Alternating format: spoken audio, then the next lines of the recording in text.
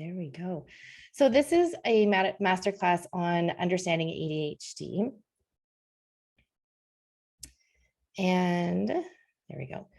I just wanted to clarify about who this class I think is for. So if you're a parent who has a child with ADHD or a family member who knows a child with ADHD, if you're feeling overwhelmed with all the information out there, because especially if you're new to a diagnosis, there is a lot of information out there and it can be quite overwhelming. You have a child who is impulsive and you want to learn a little bit more about how you can help with their impulsive behavior, and you're looking for practical strategies that you can actually use at home right away that will work, so that you are able to parent from a place of empathy and understanding. And this is a really big one for me, because I feel that once you understand the diagnosis a little bit more, then you're able to kind of come at your child from more of a positive, solution-oriented style of parenting, instead of one that can be reactive, which I know I was getting caught in that cycle of, being a reactive parent. You can find solutions for their behavior because you're starting to understand more about where this behavior is coming from. And once you understand where it's coming from, it's a lot easier to figure out ways to preempt that behavior. You're looking for, a completely understanding why your child is behaving in a certain way. Why are they doing something? Why are they constantly, they seem to focus at one point, but at other times they're completely unfocused. So being able to understand why that's happening, and just feeling less stress and anxiety in your life, because parenting, we know, is hard. And parenting a child who is neurodiverse just kind of adds that, that extra element to parenting. So today we're going to be covering, excuse me, 3 of the most common ADHD traits that we see in our children, ones that I particularly see with the clients that I work with. These are traits that I see in my own children when I was teaching. A lot of these were the ones that I would see in some of the students that I had. And the strategies that I'm going to give you are researched. They've all been researched by many psychologists, ADHD coaches, other teachers. They're tried, trusted, and true strategies that I have seen work. I'm going to give you real examples of how you can implement them at home. And then at the very end, I'm going to talk to you a little bit about a new program that we have that's going to be launching this fall, which I'm really excited about. I've been spending months and months and months, excuse me, building this program together. It's called the ADHD Parent Academy. And there is going to be a special pricing for those of you that are going to be starting in the fall, which I'm very excited to talk to you about. But if you are on social media, share the love, snap a picture of you during the masterclass. You can share it on your Instagram, tag me, Kaylee Wolf @_ADHD support. The more people that we know that can benefit from this is, my goal, really. So for those of you that don't know me, excuse me, my name is Kaylee Wolf, and I'm a mama of 2 boys. So those are my 2 little boys right there, and my husband. This picture, actually, I love this picture. I don't know if in your city, but during COVID, when we were in our first lockdown and we couldn't leave our houses, a lot of the photographers in Calgary were going around and doing portraits, they called them. So they would stand on your driveway and they would take a picture, and that's what this was from. So it was super fun. I'm a world traveler with a slight obsession of learning about new cultures. We lived overseas for many, many years and got to, explore different worlds. I'm an avid reader. I don't know what happened, but for some reason I stopped reading for a while there, and I just got back into it within the last few years, and I just love it, love it, love it. I love Mexican food and sushi, and those are actually the top ones in my family. You'll often see them. I'm a former teacher. I taught for 17 years with most recently, probably within the last 10 years or so, I worked with kids who have diagnosed learning disabilities. And I love Yellowstone and Game of Thrones. But I am also an ADHD strategist and advocate who helps families to understand and to learn how to live in a positive way with ADHD. Like I had said before, I believe that if we kind of flip the switch on how we view ADHD and look at it from a more positive lens. I truly believe that we can work better with our kids. And once we understand where they're coming from, you'll start to move more from a less reactive approach and to understand where the behavior is coming from, being able to look at it and have solutions instead of reprimanding them. Because a lot of the times, kids with ADHD don't really necessarily know that they're behaving in a certain manner. So how did we get here? That's the big question. When my youngest son, or excuse me, my oldest son was about, I would say maybe 2.5, 3 years old, we were actually living overseas at the time. And that was when it started to become very apparent to us. He was very reactive. He was very impulsive, super emotional. And it would be, I don't know if you can even relate to this or not, but it would get to a point where if I were to pick him up at a day camp or when he went to preschool, I would actually have a pit in my stomach because I would be like, oh my gosh, what did he do? Because usually he did something. When we had his first parent teacher conference at the preschool he was at, the school actually informed us that they had to hire an extra staff member just to watch him because they didn't know what he was going to do. And I was petrified and mortified at the same time. He came to our school because we had free tuition, and it was awful. His teacher would be constantly sending me emails in the middle of the day while I was teaching about something he did. And I felt sick to my stomach. So when we moved home to Canada, he was in kindergarten, I believe. And I put him at a school it was for all boys. And I was like, oh, this will be perfect for him. It's all boys. They teach too how boys best learn. He'll be around other kids that are just like him. And he still stuck out, which is crazy because, again, all boys. And he still stood out from the crowd. So fast forward a couple years, I was diagnosed with breast cancer. And from that, I was able to get a free counseling and psychological services for our family. And so our doctor had given my doctor had given me a sheet, and it was red flags for children. And I looked at it and I said to her, I could tick every single one of these on the page. But it was long before, like my son was always like this, even before I had breast cancer. And she said, well, you know what? You never know how much of it was exasperated. Plus, you get the option, so take it. So I was like, okay, perfect. So they bring in the counselor, they do an assessment of him. And normally in a situation like that, I would kind of be that helicopter parent, but not the helicopter parent that's worried my child's going to get hurt. It's that helicopter parent of, oh, what's he going to do? I'm going to, making sure he's on his best behavior. And I thought, I'm going to just let him go because that she needs to see what he's like. So I just let him go. And he was all over the place. He was all over the couch. He was pulling on the curtains. He didn't sit down once. And the counselor said to me, is this typical behavior? And I was like, sure is. She said, okay. So we got the referral to the psychologist and we started working with her for the next 6 months. And he got his official ADHD diagnosis then. And what was great about that is, although my husband and I, we had inklings that he had it, we also self-diagnosed him with many things because we had worked with so many kids who were neurodiverse. We thought he had sensory issues and vestibular stimulation issues and all kinds of things, which we now know coincide with ADHD. But once we got that answer, we were allowed to figure out solutions for him because we had that diagnosis, which was so important to us. So I went down, and I just read every single parenting book you could possibly imagine about ADHD. And then I also took it a step further and I thought, what, I want to learn from the best.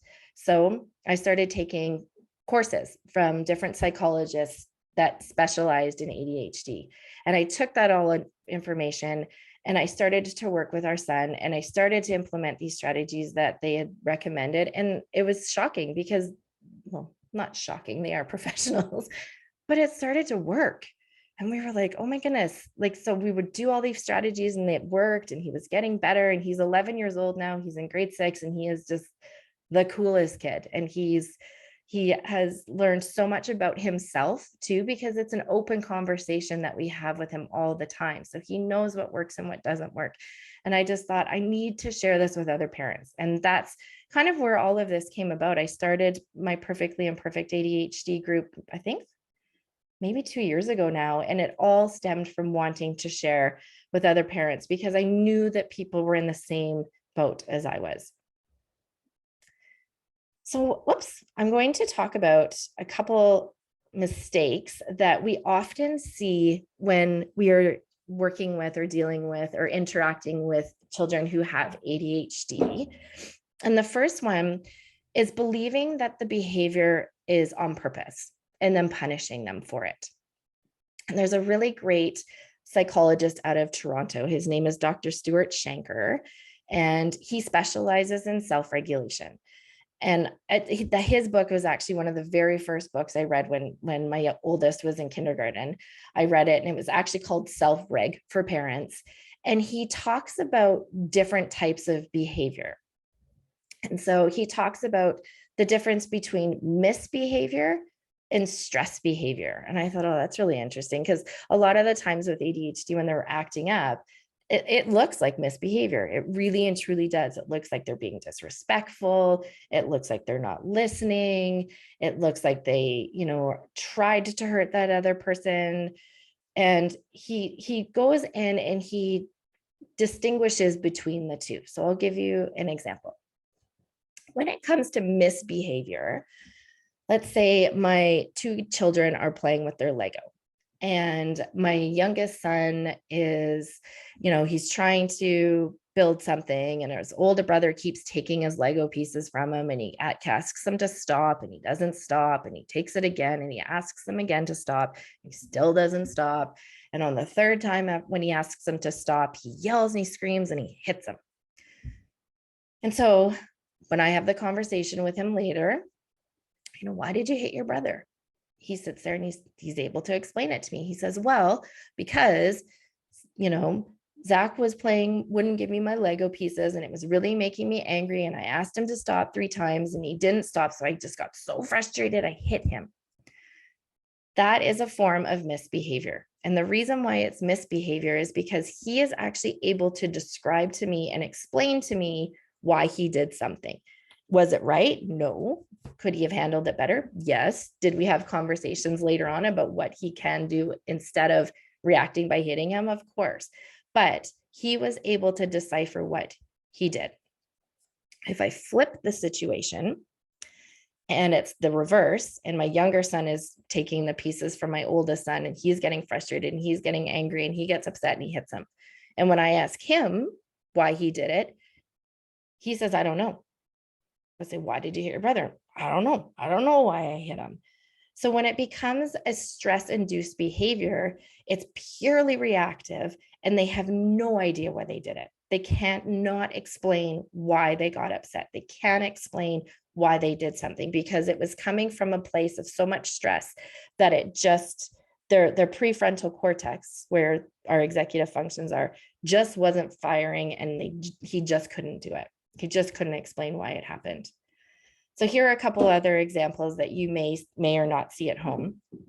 So your child doesn't get ready for school after you've asked them to a million times. And you go down and you look for them and you're wondering why they haven't gotten ready yet, and they're completely distracted by something in their room. You ask them again and they're still not listening. We get frustrated because we think, why aren't they listening to us? Why isn't he doing what I've asked him to do? Why isn't she doing what I've asked them to do? Well, what's happening is they're actually so hyper-focused on whatever activity it is that they're doing that they didn't hear you. They completely did not register you at all. So it's not a form of misbehavior. They're not deliberately ignoring you. They're so hyper-focused on whatever it is that has got their interest at that time that they're just completely unaware that you're even there. And then this is the similar reaction, or a similar example that I gave to you before. So the child hits their younger sibling because they took their toy. And what's happening is they haven't mastered regulating their emotions yet. They acted impulsively, they reacted, they don't know how to handle that stress yet. And so it just becomes a complete reaction, or more times than not, an overreaction. So the question I have for you, and the question that I wanted for the answer to for so many years, was how would it feel to understand why your child doesn't seem to listen?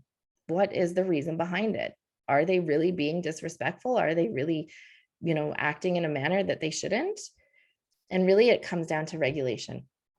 And there's lots of psychologists out there that are actually trying to actively get the acronym or the name of ADHD changed to something to do with regulation. So Dr. Russell Barkley is a psychologist, and he specializes in ADHD, and this is a big one for him. And he truly believes that ADHD is a form of regulation issues. It's not an attention issue. It's not a hyper issue. It's a form of regulation. So they're struggling with regulating their emotions. They're struggling with regulating their body, their time, right? Time blindness is a big one with ADHD kids. They're struggling with managing their attention. So it all comes down to a form of regulation. So it is a disorder that requires a person to be able to regulate their emotions, their focus, their time all the time. It's often why they struggle with starting a task. So if you have a child who just can't, sit down and do their homework, this is why. They have a hard time handling change. This is something that we'll talk about. I go into this in actually my ADHD Parent Academy. We talk about extensively flexibility and how people, kids with ADHD can be quite inflexible. They have a hard time paying attention to something that they find boring. Yes, they can hyper focus on something that can grab their attention, but if it's boring, that's really tough for them. So why do I believe this to be true?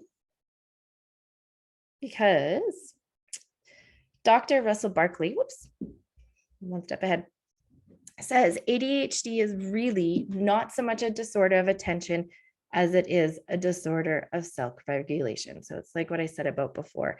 It's not an attention issue. It's regulating that attention.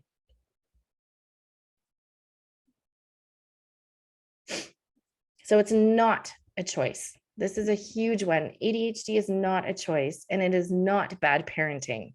Children with ADHD, this is such an important thing. I really want you to lock this one in, because children with ADHD work twice as hard as their peers every day, but receive more negative feedback from the world. Think about that. It's so much work for them to sit in class and to focus and to pay attention and to not be fidgeting in their chairs and to not be wanting to wander around, to not do all of these things. And do they ever get acknowledged for doing the good things? Do they ever get acknowledged for sitting really nicely or getting their work done or starting that task on time? They usually don't. It's usually, Johnny, why are you not working? Johnny, why aren't you listening? Susie, why haven't you started your task yet? Why are you always looking off into space? It's just that constant negative feedback that they're getting. So my goal is to flip that. I want these kids to get more positive reinforcement. Focus on what you want them to do, not what they can't do. Focus on what you want them to do, not what they can't do. My husband always says this, and I love this analogy. He says, catch them while they're walking. And so if you think about like a teacher's perspective or at a school's perspective, you're always trying to get those kids, you're always like, stop running in the hallway, slow down, blah, blah, blah. He's like, but how often do you see somebody walking down the hall and you're like, high five, nice work walking down the hall. So catch them while they're walking, focus on that positive reinforcement, that positive feedback. So today we're going to talk about understanding ADHD. Because I believe that knowledge is power. When we know better, we do better. We don't want to repeat the same patterns of what's not working. I mean, I think I might be totally wrong, but I feel like that's what the definition of, insanity is doing the same thing over and over and over again and repeating the same thing over and over again with no results. So this is why it's so important for us to educate ourselves to get a better understanding. So the second mistake that I often encounter is that people are expecting there to be a cure. And there's no cure. It will always be there. It's a developmental disorder and it cannot be cured. There are many people who have grown into successful adults who have ADHD. And our goal is to help parents to teach their children the strategies to help them. So if you think about it, and you can even, put your hand up or throw it in the comments, but think about how many adults, how many parents were diagnosed as their child was diagnosed. Our own family was, as we were going through the checklist for my son, I looked over at my husband and I was like, I feel like I'm doing a checklist for you. And he was like, I feel like I'm doing a checklist for me. And we'd always make jokes about how he was his mini me and all of these things. But he ended up getting diagnosed as a 45-year-old adult with ADHD because it was always there. It's not like it was an adult onset. It was always there. It just wasn't acknowledged. And so I want people to know that what we do is we want to teach them strategies. We want to teach them skills because that's what it is. It's executive function skills. It's like you want to teach your child reading skills or writing skills or math skills. It's the same thing. We want to teach them executive function skills so that when they become a functioning adult, they're going to be great because their prefrontal cortex, our prefrontal cortex, isn't fully developed until the age of 26. Think about all the things we were doing in our lives before we were 26. We went to high school. Some of us went to university or colleges or started jobs. And our prefrontal cortex wasn't even developed yet. We didn't even have all of the executive functioning skills that we needed. So we want to help these kids. I feel like the younger we can help them develop these skills, the better they're going to be later on in life. So what can we do to help? Well, we're going to focus on executive function skills. So what are they? What are these skills? This term I've been finding is I love it, and I'm happy that it's actually being spoken about more and more and more, but it is becoming more popular and you will start to hear this more. But really what it is, it's a fancy term for the skills we use every day to learn, work, and manage our daily life. So really it's the ability to get stuff done. So I'm going to talk about the three most common ones that I see. Peg Dawson and Richard Ward, they wrote a book called Smart But Scattered, amazing book. And they believe that there are 11 different executive functions. Now, I don't have time to go through all 11 with you today. So I'm going to go through the three most common ones that I tend to see. But in our ADHD Parent Academy, I actually go into each individual executive function on their own. I go into what it is, what it looks like, what specifically you can do to help build your skill, that skill for your child. Excuse me. And they're all their own videos. So you can literally like pick and choose which one that you want to work on. I highly encourage that. I believe working on one skill at a time or two skills at a time to develop, pick the ones that you feel are the most important and start with that.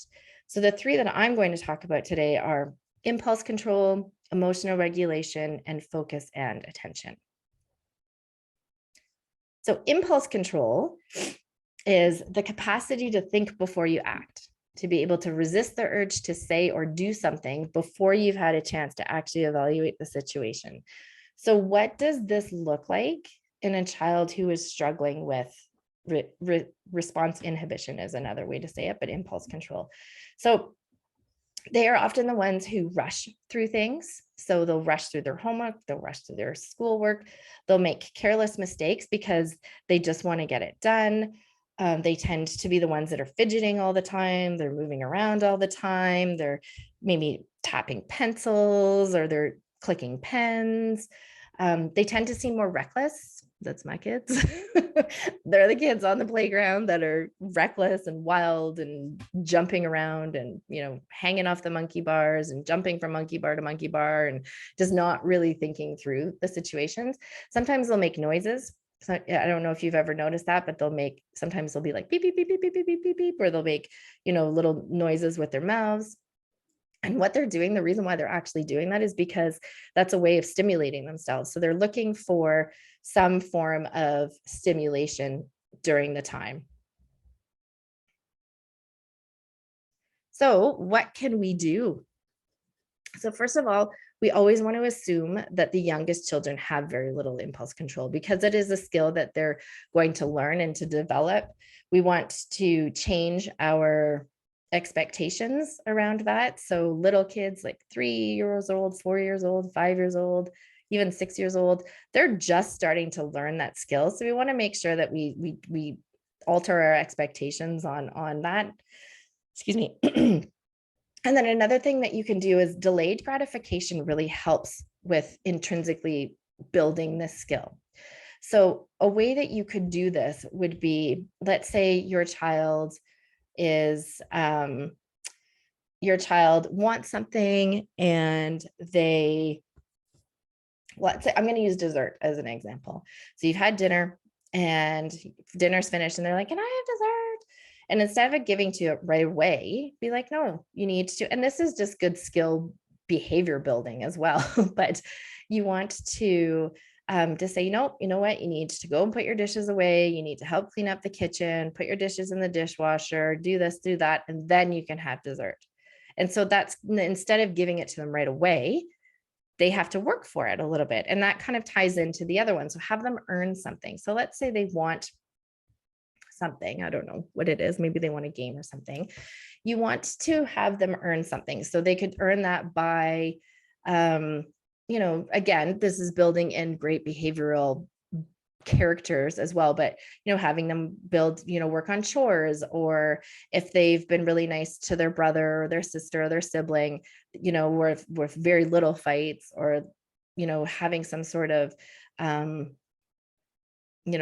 that they can hold in their impulses a little bit more. You can give them like little marbles or little tokens or something like that, because you still want them to have little wins as they're going along when they're earning something, when they're earning something big. So they want to be able to see that they're going to get something eventually, and then you give them little wins along the way.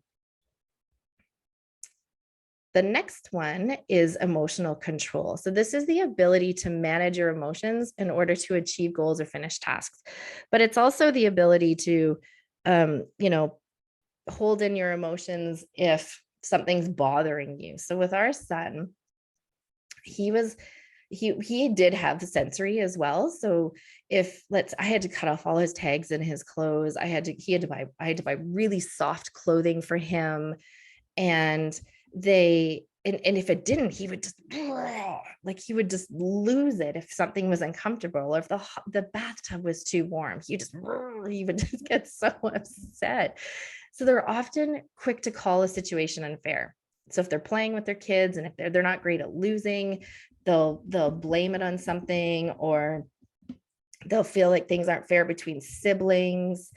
They often have tantrums. They have a very, very low frustration level. If you notice that as well, they have a very low frustration level if things are bothering them. So those are the types of things that you'll see with kids who are struggling with emotional control. What a big thing that we do in our house is we practice emotional labeling. One of the things that our psychologist gave us that I thought was so amazing is she gave us this picture, and it was the many faces of anger. And what it is it shows you, like, because anger tends to be the first emotion that kids will portray, but there's always some underlying emotion below that. And what they do is, maybe they're sad, or maybe they're embarrassed, or maybe they're feeling shame, or maybe they're feeling some kind of annoyance. But putting a label on how they're feeling and acknowledging how they're feeling is really important. We don't want to discourage our kids from, feeling emotions. We don't want to be like, why are you so upset about that? Like, we want to be able to acknowledge it, label how they're feeling, saying, I see that you're feeling really frustrated right now, or I see that you're feeling very sad right now. And then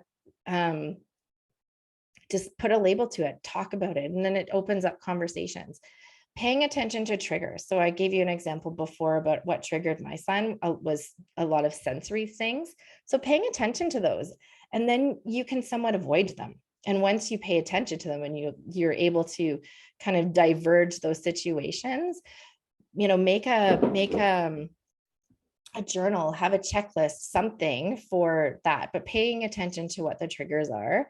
And then having clear and consistent rules to teach boundaries about how they react. Kids with ADHD, and I actually believe most kids, but kids especially with ADHD, they need structure and they need routine. It makes them feel safe. It makes them feel protected. So if you're consistent and you're clear about what you want them to do, then you can work around how they're able to react with kids. But once they have that sense of feeling safe, it really helps the way that they're going to react. If they feel safe in a situation, they won't necessarily overreact about something. And then the last one is focus and attention. So this is the ability to maintain attention during a task in spite of being bored about it, in spite of being tired, and in spite of all of the other distractions around you. So sometimes a child with ADHD has a hard time focusing if they're feeling overwhelmed and that there's too much going on. So if you think about, we call it the cognitive load though too. So if there's too many things that are coming at them, if there's, let's say there's too much information on a page, you've given them too many tasks to do or too many instructions to do something, they're just going to shut down because their mind is just spinning and they're trying to focus and they've already forgot the first two things that you've said. The only thing that they can remember is the third thing that you said. And at that point, they're like, oh, I'm just going to give up because it's just gone. So thinking about, minimizing instructions and being really clear and concise will help with this. And then other times they're hyper-focused. I spoke about this earlier. They're hyper-focused on something and they're enjoying that. It's really difficult to transition their attention. So if you think about focus on a pendulum, most people's focus kind of sways back and forth. You can be really focused, you can be unfocused, but you're usually, somewhere in the middle.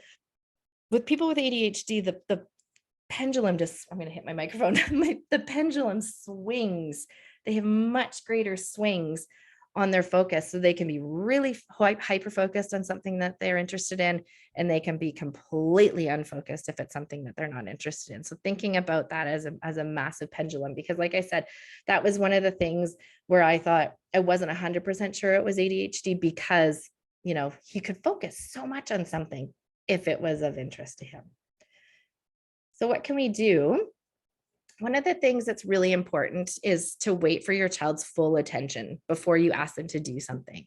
So you want to make sure that they're looking at you. You want to make sure that whatever they're playing with isn't in their hands anymore. Sometimes I'm going to mix two of them together, but a way that you could do this is by using cues. I actually had to do this with my husband last night. He was also ADHD. You can put your hand on their arm, you can put your hand on their shoulder, just to get their attention, like a physical touch to get their attention. Maybe it's a word, maybe you and your child can think of a word that you use as a cue to get their attention. Those are really important. Have them repeat it back to you, whatever it is you want them to do. Again, I had to do this with my husband last night. I'm like, what do you need to do with the muffins? And he repeated back to me what he needed to do with the muffins. Another thing that you can do as well is use timers to help with transitions. Now, again, I'm not going to get into this because we don't have enough time, but in our ADHD Parent Academy, I talk about time management and time blindness. A lot of people with ADHD just don't really have a concept of time. And sometimes kids in general don't really have a concept of time, but even just giving them that trigger of you've got 10 minutes before bedtime, they might not necessarily understand what 10 minutes is, but that's at least the warning. They've had the warning beforehand. Give a second warning, you've got 5 minutes. So that's going to help them prep for the change on, changing transitions. So helping with transitions. If they want to see the time themselves, you can use like visual timers. You've got 10 more minutes. You could set it up on your phone. You could set it up on their iPad. You could set it up somewhere. So then they can visibly see, okay, I've got 7 more minutes. I've got however many more minutes. So timers are also really great with transitions and focus. But if you take one thing away from today, I really emphasize this, is I want you to know that none of this is your fault, because I've been hearing a lot of parents being like, what did I do? Could I have prevented this? And no, you couldn't have. It's a neurological developmental disorder. I hate using that word disorder, but that's how they utilize it. But it's neurological and it's developmental. Just remember that it's not caused by parenting mistakes. It's not caused by anything that you did. It's not caused by, the diet that you fed him. But just know none of this was your fault. It's just, it's developmental. So, sorry, my slides are going crazy.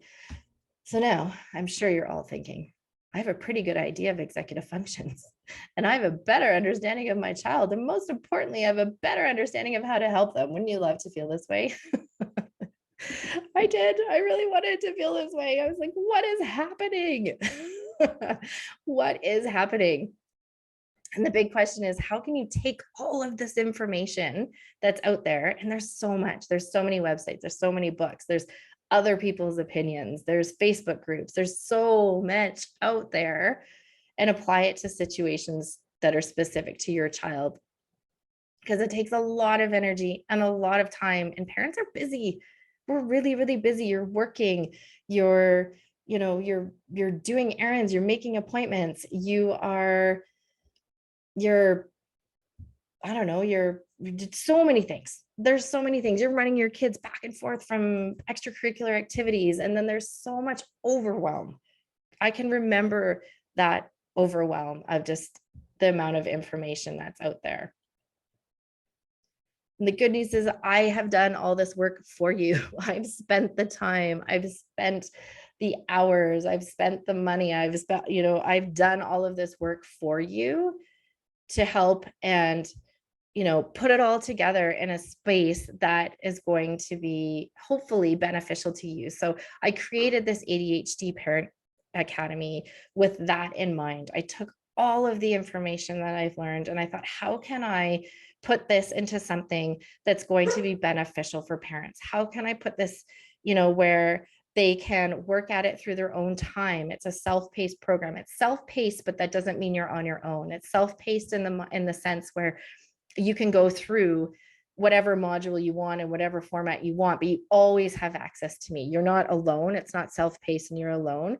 So I put it together in really easily digestible time. Like I thought about time for all of you.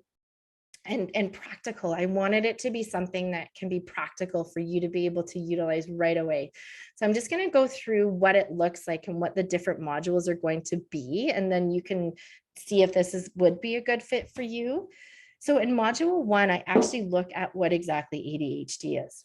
So I talk about how it's diagnosed. I talk about how it relates to executive function. I talk about the different ways that, like the different types of ADHD, because there's different types as well. It's not just one particular type.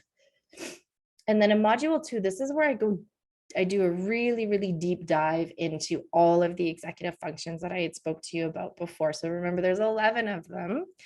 And the order that I actually did them through is the order that they are thought to be, some of the researchers and psychologists believe is the order that they actually develop within our kids. So the first 6 are the first to develop. And then the next 5 are actually a combination of the first 6 executive functions. So you actually need to master those first 6 to help you develop them. So they're later to develop in life.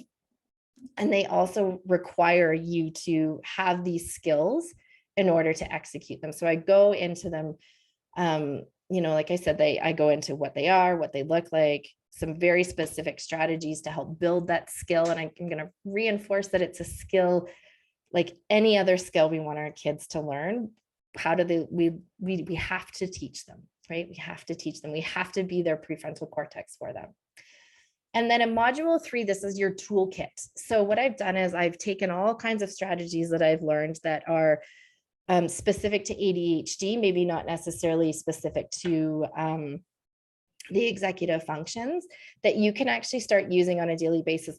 And what I have found with these particular this toolkit and the tools that are in there is that they help my whole entire house. So not just my one son and my husband, I guess half our family has ADHD, but it helps all of us. It helps all of us just work together as a more cohesive unit. So that's what module 3 is.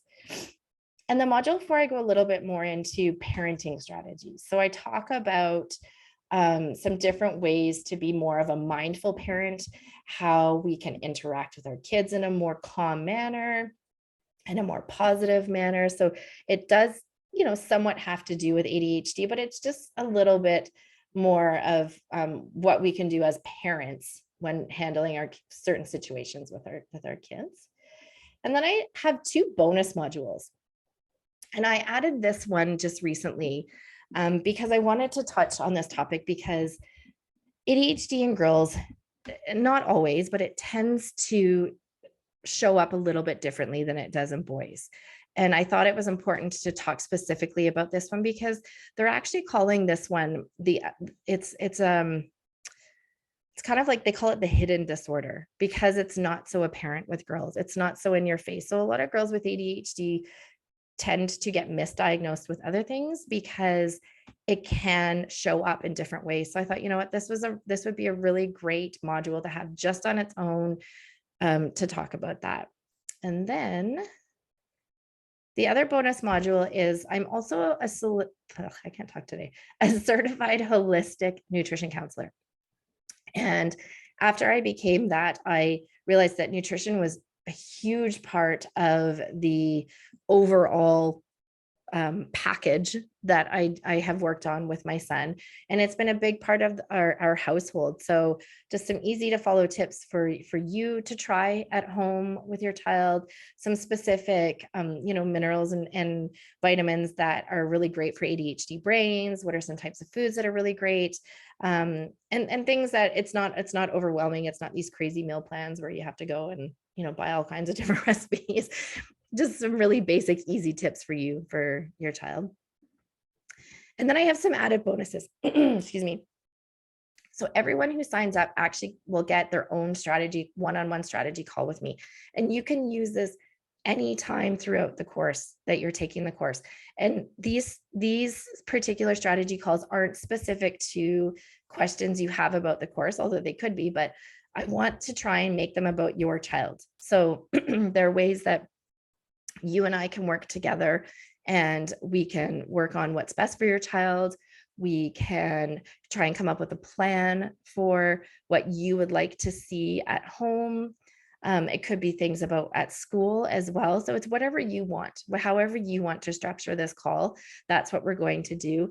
You don't need to worry about asking questions about this course specifically, because the next bonus is an interactive community. So we're going to do weekly calls with me.